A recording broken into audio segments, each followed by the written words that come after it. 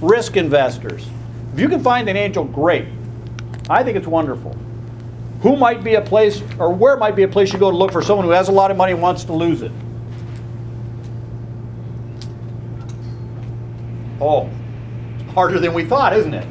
It's 100 to 1 out there. I have an idea where you might go, but look at you. 100 to 1.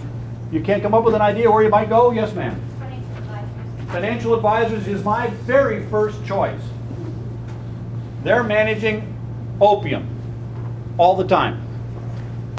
Financial advisors is my very first choice. Number 2.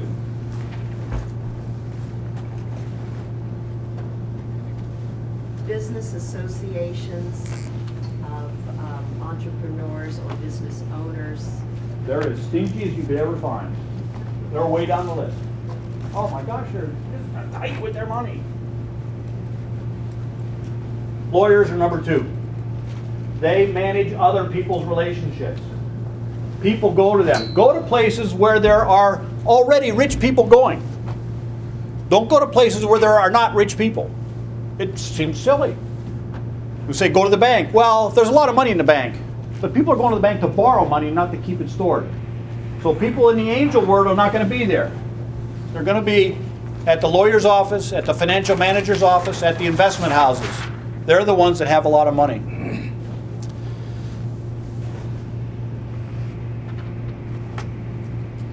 How many of you can name 5 federal agencies in your head right now? Nod if you get to 5. Can you name 10 federal agencies right now?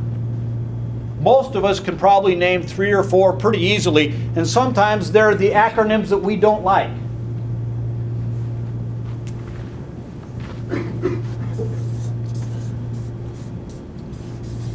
Ooh, OSHA,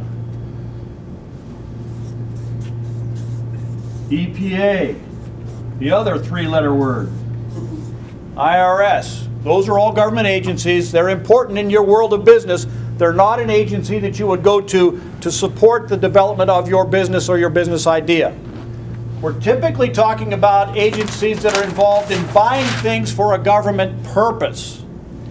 When we talk about government funding, and remember, there is no free money in government. You may get a grant to go to college, but that's not really free money, okay? You're not going to get a grant because you're a woman. It's not going to happen. You're not going to get a grant because you're black or because you're in a wheelchair. You're not going to get a grant to grow your business. Remember this about our government. At the federal government, we are free market, democratic, capitalist. We're not changing that. And particularly now with the Republican House, there will be pushbacks in this budget to eliminate completely the Department of Commerce, to eliminate completely all government research grants that relate to economic growth. They don't believe it's the purpose of government to do that. Now you have a Democratic Senate and a Democratic administration, and so they'll find some balance, but they're always going to do that. So at the federal level, they will only buy things that are important to the government mission. So let's talk about those missions in a couple places and where you might fit. Department of Defense. They buy something of everything. It's the largest employer in the world. Say that again. It's the largest employer in the world. Everybody they employ wears clothing, sits at desks, writes on paper, uses computers, touches the internet, eats food, needs medicine, requires attention in a whole variety of other ways. There isn't a product represented in your companies today that isn't bought by the Department of Defense. They have the single largest budget and the largest number of employees in the entire world. So that's a #1 place. They purchase an awful lot of research and development to grow businesses around products not for you, for themselves. They are self-centered and selfish. They want products that attach to the mission of the Department of Defense. The mission of the Department of Defense can include buttons, zippers, coats, hats. It doesn't only include bullets and tanks and planes. Okay? So across the whole spectrum, the government would buy things from you. They do that through a procurement program. They're in this state and every part of the country. Procurement, technical assistance centers. Department of Defense is very big. Another agency that buys a lot of things, simple agency, Department of Transportation. We have a company probably 4 miles by the way the crow flies from this room who is selling to the government a technology that can evaluate the slipperiness of a road. And their technology can attach to the back of a truck, and it can tell that truck whether the road is slippery enough that it needs needs salt or not. They developed that technology from the racing industry. They are experts in understanding traction on roads, and so they can measure slip on a racetrack, they can measure slip on the highway, slip on a county road. Temperature doesn't tell you the story. This technology, a friction adjuster and friction evaluator, tells the story. Department of Transportation would like to buy that. Why would the Department of Transportation want to buy that? Because you can reduce the amount of salt you need to put down. You can delay the amount of salt you need to put down in some areas and only use it in the critical areas where it's absolutely necessary. Simple rises and falls in the topography of land change what amount of salt is needed today. If you know that, you can be more efficient with your technology application of either brine or that.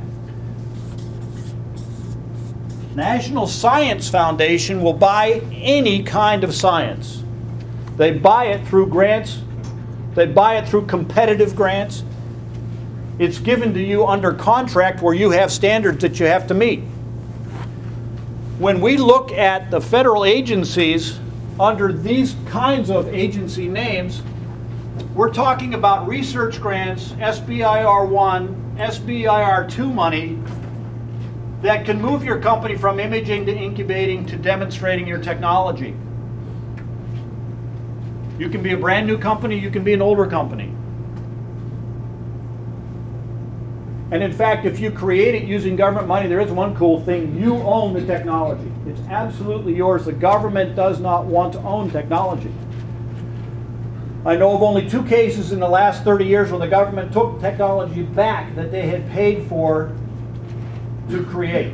And that was because they wanted 2 competitors in the marketplace instead of General Electric.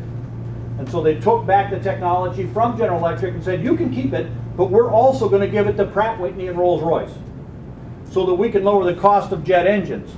Now, if you know GE in any way, shape, or form, they love that, absolutely love that. Bring it on is what GE thinks. Bring on competition because we are the best at capitalism. And they blew the doors off of Pratt & Whitney and blew the doors off of Rolls-Royce, even though they had the same technology. So it's kind of a neat thing. Federal grants and state grants at this level are possible, but you have to meet the government mission. So what's the mission here? What's the mission here? What's the mission here? All of these are important. You have to understand those missions. I want to show you a website you should go to. It's not Matthew's website. We know Matthew's not going to give you a lot. Under sbir.gov, you will find solicitations about all the things that government wants to buy in the form of research and development. This is not buying products. This is buying research and development. Early stages of your company. They can become an early adopter of your technology in this area. And they're buying your know-how in this area until it becomes a product. Phase 1 and Phase 2 grants ranging from $100,000 up to $1 million. It's different across all agencies. I can't give you one answer. How will you figure that out? You can go to here and just hit solicitations and start reading the list of things people are wanting to buy. You can hit awards and say, what was awarded last year? What makes sense? What did they try and buy last year? Am I close to something the government's looking for? This crosses all agencies, but you can't get engaged with them without also being engaged with another federal program that's run by the Office of Budget and Management. I get a kick out of this, just for fun. I like fun facts. The Office of Budget and Management at the federal level is called OBM. Oh no, wait, that's at the state level. At the federal level, it's OMB, the Office of Management and Budget. And we get down to the state level here in Ohio, it's called OBM. It's just reversed. I don't know what that means, but I get a kick out of it. You can get to all of the agencies by going to grants.gov. If you know the agency you want to go after, if you say, I'm pre-competitive technology anyways, I think I might as well just go after National Science Foundation funding because I also want to play in an academic setting. Or I know that I have something that relates to aerospace or aviation. I might want to just go to NASA. If you know that right away, you still have to stop at grants.gov. You have to be registered in grants.gov to be able to submit your application into any federal agency. So this is a must stop. How do you get to the other agencies? Whoops. At spir.gov.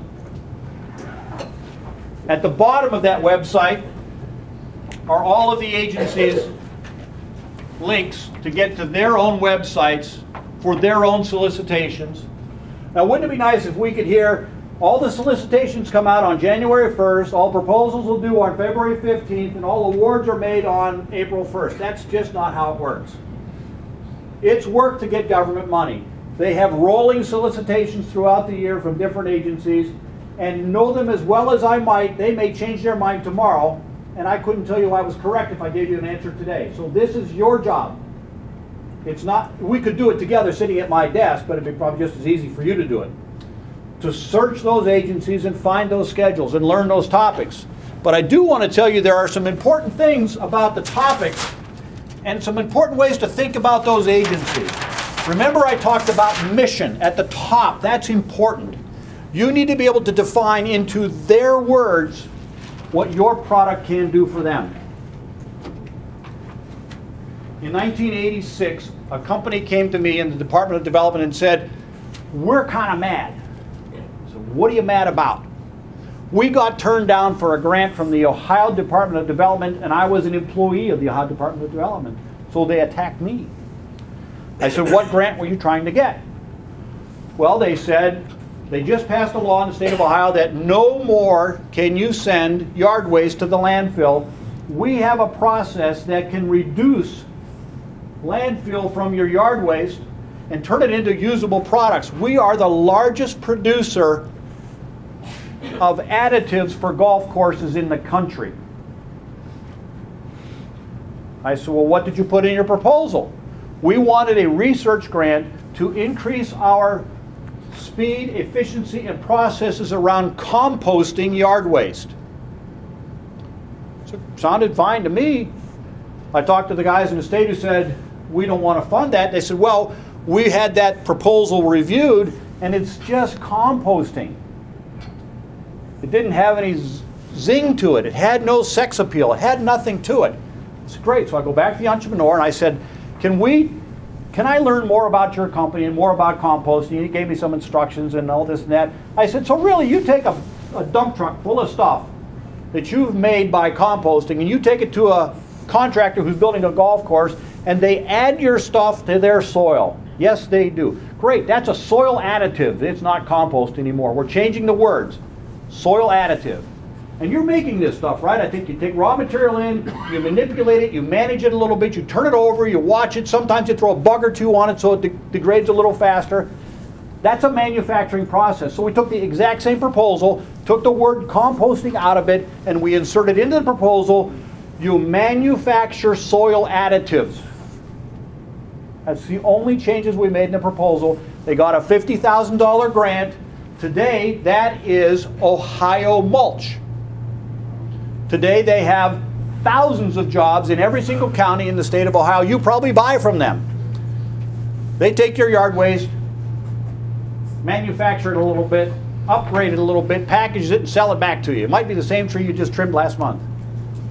How silly is that? That's free market capitalism right there. Okay?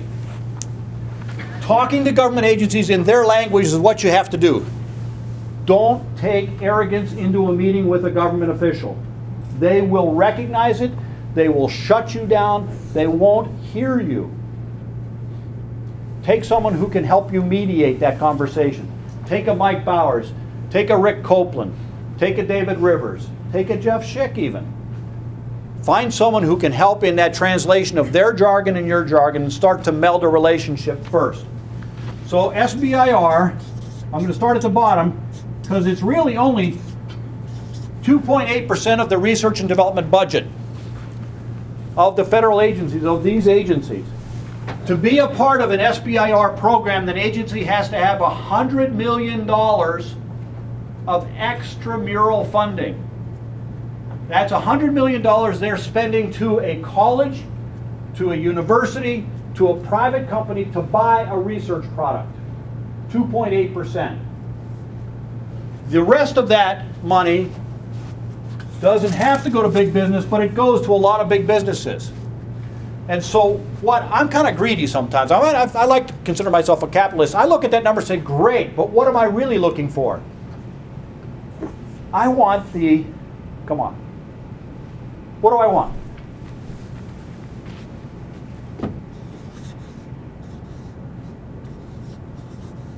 That's what I want. I want access to the 97.2%. Who's getting that money? I'm a citizen. You're citizens. I can have that. I'm just as smart as any of those other people, so I want that money. So I'm going to use this to get up there. The government mission is the driving force. Take the government mission up here, whatever their mission statement says, and you say to yourself, my program, my technology, my know-how, my business, my product, my service will improve this government agency in these ways. And then as you step down, government agencies have goals. Out of goals, they have programs. Out of programs or inside programs, they have projects. They may flip these names up and down sometime, but those are all levels of government. And so I'm going to use SBIR, and I'm going to call the name that shows up on a topic. When I plug in a topic at this level, I'm going to find a human. I'm going to get their email address, and I'm going to get their phone number, and I'm going to call them and say, I hope you're having a great day. Here's my cool stuff. I'd like to learn a little bit more about what you're doing. I might match this topic exactly. How do I fill out an application for that funding? But the odds are I'm not going to match exactly. What I want to hear from him more is he works within a program or a project somewhere in this hierarchy. And I want to hear from them, what are all the other things you're doing? What are you doing to serve that mission? Because if I don't match this exactly, I'm likely not going to get funded. If I match it exactly, I have a 5% chance of getting funded. I'm not going to match it exactly. And so I'm not going to give up on that 2.8%. I'm going after the 97 because it doesn't say it has to go to big business. This money doesn't have to go to Ford, General Motors, Lockheed Martin, all the big contractors. It just typically does because they have the Matthew Lescu types who are always going out and searching for it. I want to learn what else is going on that they're trying to do with their program to improve this agency's mission. I've had 4 companies in the past decade who've come to me, we've had this conversation, done this work, and we've said to this person, this human, is there something going on that you hear in our product that you'd like to invest in? And they've said yes. And instead of putting them back through an SBIR, they attached that company to another existing contract and bought the product, bought the research product from the companies without even a competition. So I know it can happen. I've been a part of it. The reason is because this person needs to satisfy that mission statement. And everything they do that satisfies that mission statement to improve their project, improves that program, the program meets goals, the goals meet the mission, The director reports to Congress. Congressmen get happy, all good. Hopefully it's your congressperson that gets happy. Okay? So when we look at federal agencies and we go after SBIR funding through those agencies, don't stop if you think you don't match a topic. That's the message. SBIR funding is other people's money. There is money in the state of Ohio for you also. I need to check my phone. It's funny, I have this up here so I can watch the time, and I got a text and it stopped. This time didn't move along. Maybe the iPad's a better deal. The state of Ohio, through its Third Frontier program, its Edison program, and its brand new Jobs Ohio program, wants to be your partner in economic development. They will spend more money on your business. At the federal level, free market democratic capitalist, the mission of economic development does not show up. Your business's health and welfare is not in the federal government's mission. It may be in the state government mission. Our state works in clusters of technologies. Information, management, medical, all of those clusters are important to the state because governors are closer to the jobs number than is the president and these federal agencies. Third Frontier is our program that you all created. You have voted for it in a bond issue. It's targeted for helping your small businesses move through that continuum of growing a new business, particularly a technology-based business. But not every business is technology-based. So Third Frontier is where you start. That's where your Tech Columbus comes from, Third Frontier funding. The latest government program in Ohio is called Jobs Ohio. This is under development. There are programs in Jobs Ohio today that are specifically spending state of Ohio dollars that the governor and our legislature have said we will spend on you, on businesses. So at the state level, they'll be more direct. There are some grants from the state government to help you if you need a little bit of movement in the engineering of a product towards commercialization. If you need a little bit of help in understanding the marketplace, if you need a little bit of help in product design, there are government grants for that. But mostly it's going to be loans from here on out.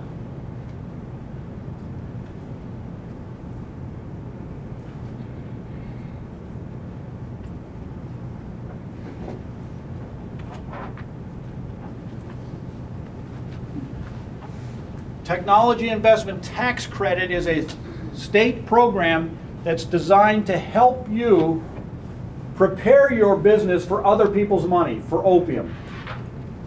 With the State Technology Investment Tax Credit Program, if you're qualified as a technology investable company, the state will give you that credential and they'll give the investor into your company the right to write off their investment up to $450,000, Rick? On TITF, I think it is. They get to write that off on their taxes at a rate of 25% of their investment. So you look pretty attractive at that point. When we look at your company being bootstrapped, you have to do things that make you look attractive to other people. And that is your customer base. Making that customer want to buy your product. When you get to a position where you can't have the customer buying because you're not ready yet, or the customers aren't coming at a fast enough pace to grow your business, you need to start looking attractive to other people. Banks, investors, venture capitalists, state programs. What makes your company look valuable at the beginning is intellectual property. I mentioned earlier the pet rock. You don't patent a rock, but he had great intellectual property management around trademark and copyright. The very first thing you should be doing for your company is creating value in your company so that in the early stages of the valley of death that we talked about, create some value using intellectual property, securing something that no one else can use but you. Okay? Should be one of the first things you do. As you start moving towards sales, as you're bootstrapping your company along that curve of early adopters, early majority into majority, when you get a little traction, you're going to be more attractive to a bank even.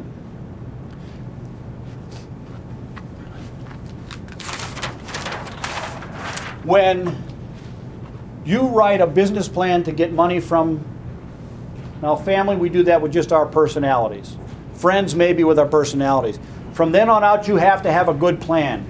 I believe there are 5 paragraphs that are important, 3 that are absolutely essential, and 1 that is done poorly nearly every single time.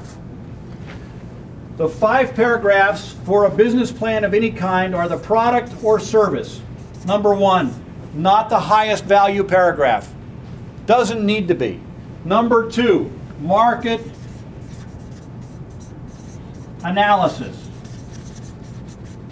If you do a bad job on your market analysis, it's because you've made this mistake. You've gone to the library and you've gathered and put into a bundle reams of research and done no analysis. If you tell me 60,000 people live in the city of Dublin, that's research. If you tell me how many are over 5'7", how many are male and female, they live on what streets, that's analysis. Okay? The number 1 most important thing. Next, market strategy. If you do a good job on analysis, you'll come up with 1, 2, 3, 4, 5 target markets. And then it's strategy per target market. That's what the banker wants to hear. If there's a banker in the room that doesn't want to hear market strategy, raise your hand. I knew it. I got you guys all pegged. Okay? The team. Who's going to do the work? Kind of important. It's probably you. You might not be the most qualified. If you go to an investor, the investor's going to say, in fact, you're not qualified. We'll give you money if you step out of the way. Why? Because they like the market analysis, they like the product, but they think you are a bad entrepreneur. Last is the financial package, and that is telling the story based on the number 1 important, the number 2 important, and this is the number 3 important paragraph. Those are the only 3 paragraphs that I care about. Okay? If you get nothing out of this presentation, it's that you go to anybody looking for money, have number 1, have number 2, have number 3. Don't believe you've done analysis. If you've got a ream of paper that tells me some demographic things, that's not analysis, that's research. Do analysis. And then go into these agencies, go into SBIR, go into federal agencies, get help in that. You don't talk their language. In fact, if you came out of that agency, you might not talk their language in the form of economic impact that they want to hear about. Okay? So bootstrapping your business. First, get money from your customer by selling products. Second, if you're going to borrow money that you know is smart because you've done analysis. You're going to go someplace where the customers are. You're going to take to them products they want using a strategy that is tried, true, and tested. If you go to a banker and say, I'm going to go into this market different than everybody else has, the manager's going to nod and be nice and not like you, and they're going to say, they're going to hand your business plan to the analyst behind them and say, don't fund this business. That person's crazy. They look at trends. They look at what's happened before. They want tested ideas. If you've got 5 or 6 really good tested strategies, they'll let you do something crazy in 7, 8, and 9. But they won't let you do something crazy with the first part, okay? Very important stuff.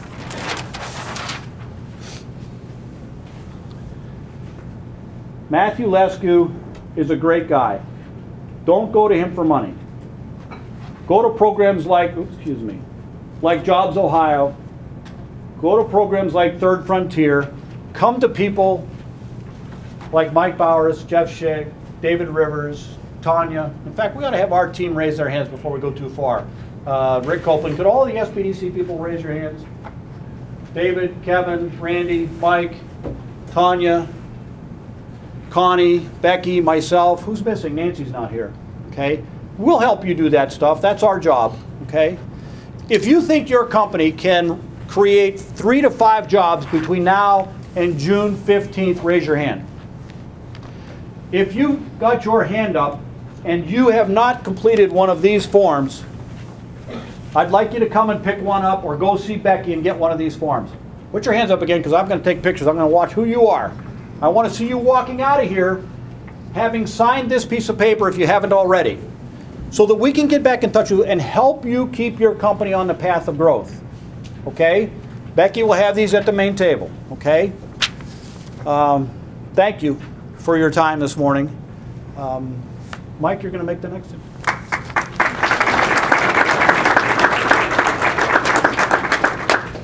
Yeah, thank you, Jeff. Appreciate that.